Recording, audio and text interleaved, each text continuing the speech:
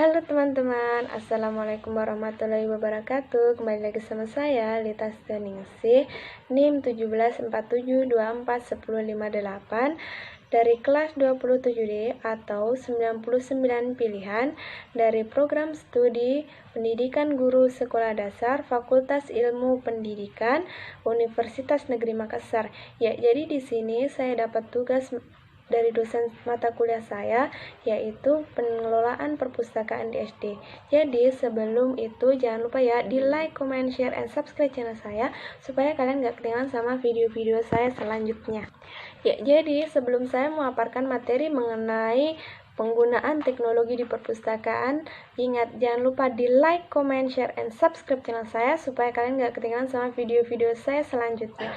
Karena subscribe gratis, like juga gratis, kalian wajib subscribe channel saya supaya kalian gak ketinggalan sama video-video saya selanjutnya. Jadi hari ini saya sendirian karena cilat saya tinggal di Bone ya. Jadi di sini saya akan sedikit memberikan ulasan mengenai penggunaan teknologi di perpustakaan. Yang pertama, kenapa teknologi perpustakaan itu penting digunakan di perpustakaan?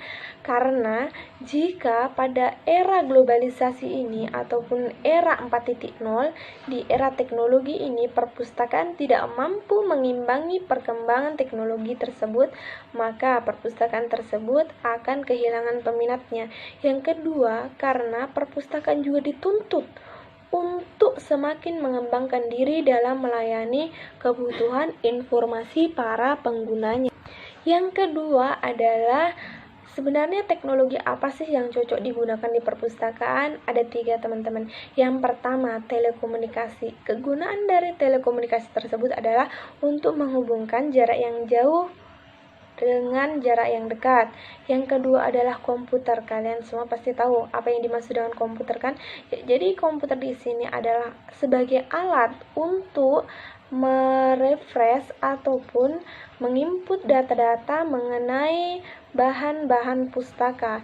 Yang ketiga adalah perangkat lunak. Contoh dari perangkat lunak tersebut adalah misalkan aplikasi Microsoft Word, Microsoft Office ya. Jadi itu adalah beberapa teknologi yang cocok digunakan di perpustakaan. Selanjutnya adalah keunggulan dari 3 yang saya sebutkan tadi.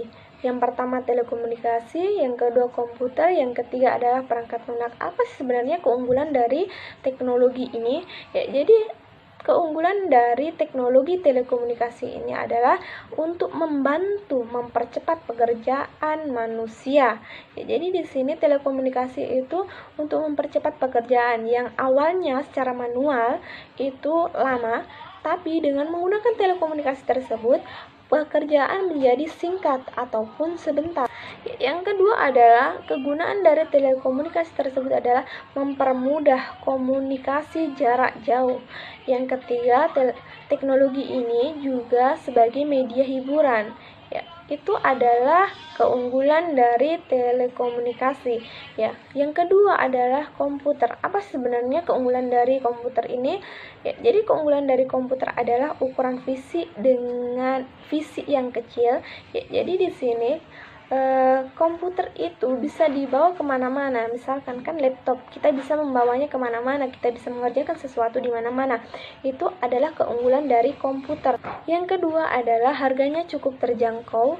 Dibanding kita menyusun data bahan pustaka secara manual, kita akan lebih mudah menggunakan komputer karena di sini dana yang dikeluarkan itu cukup kecil. Ya, untuk menghemat dana juga ya teman-teman. Yang selanjutnya adalah perangkat lunak. Apa sih sebenarnya keunggulan dari perangkat lunak ini? Ya, jadi keunggulannya adalah mampu diaplikasikan dalam berbagai sistem operasi.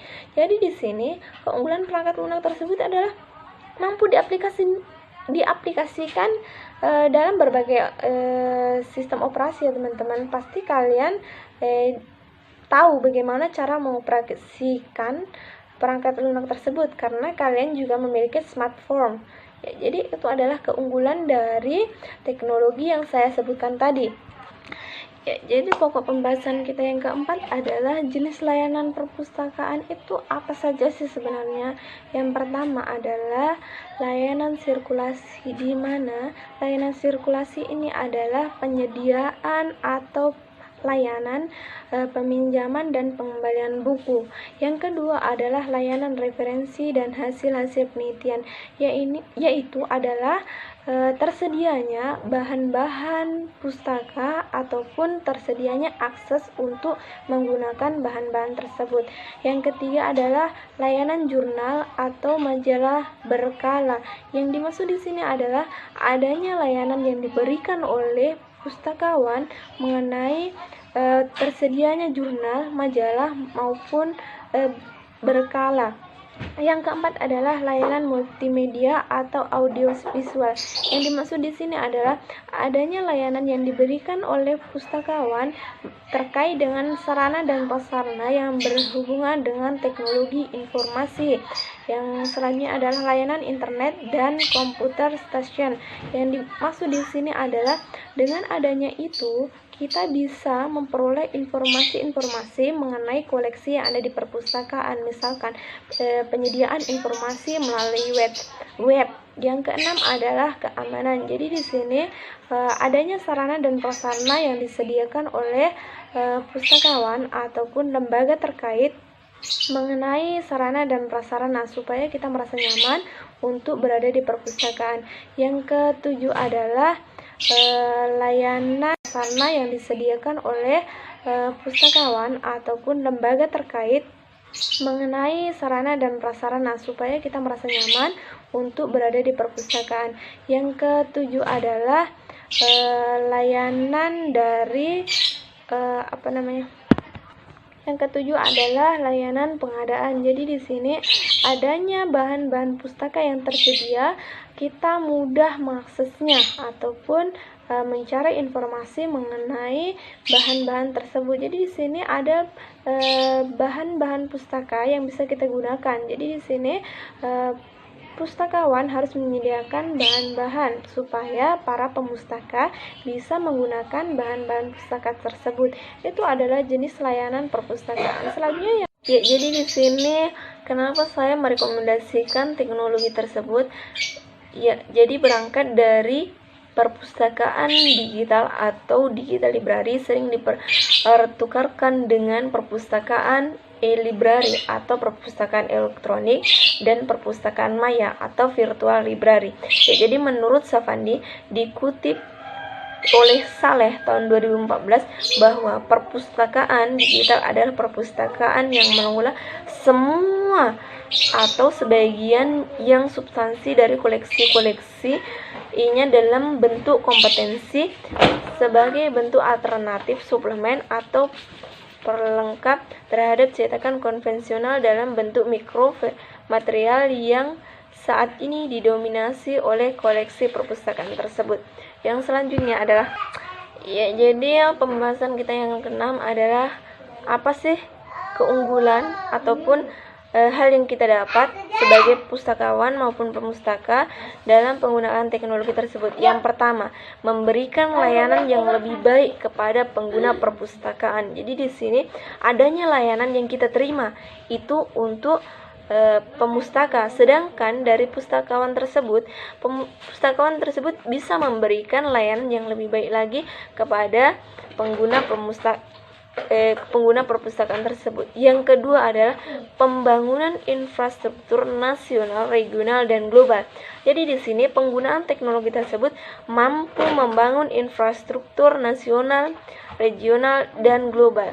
Di sini sangat penting digunakannya teknologi informasi dan komunikasi supaya perpustakaan tersebut mampu mengembangkan infrastrukturnya. Jadi pembahasan kita yang keenam adalah keunggulan apa sih yang kita terima sebagai pemustaka maupun pustakawan dari digunakannya teknologi tersebut. Yang pertama, memberikan layanan yang lebih baik kepada pengguna perpustakaan. Jadi adanya layanan yang baik dan diterimanya layanan yang baik oleh pemustaka dan pustakawan. Yang kedua adalah membangun infrastruktur nasional dan global. Jadi di sini kita sebagai pustakawan bisa mengembangkan perpustakaan tersebut secara nasional maupun global. Yang selanjutnya adalah adanya layanan yang lebih baik lagi dari pustakawan maupun pemustaka karena adanya teknologi tersebut. Yang keempat adalah meningkatkan citra dari perpustakaan tersebut. Jadi digunakannya teknologi tersebut dapat meningkatkan citra perpustakaan. Ya, jadi itu adalah sedikit pemaparan ataupun ulasan dari saya. Kurang lebihnya mohon dimaafkan. Ya, jadi kalau misalkan ada pertanyaan kalian bisa komentar di kolom komentar. Ini yang saya ulas adalah dari beberapa jurnal yang saya ambil di Google Scholar. Ya, kalau misalkan kalian kurang memahami apa yang saya paparkan, kalian bisa mencari di Google Scholar dengan kata kunci yang saya sebutkan tadi, poin-poin ke-6 tadi. Ya, semoga bermanfaat. Wabillahi taufiq wal hidayah. Wassalamualaikum warahmatullahi wabarakatuh. Jangan lupa ya di like, comment, share, and subscribe channel saya supaya kalian gak ketinggalan sama video-video saya selanjutnya. Bye bye.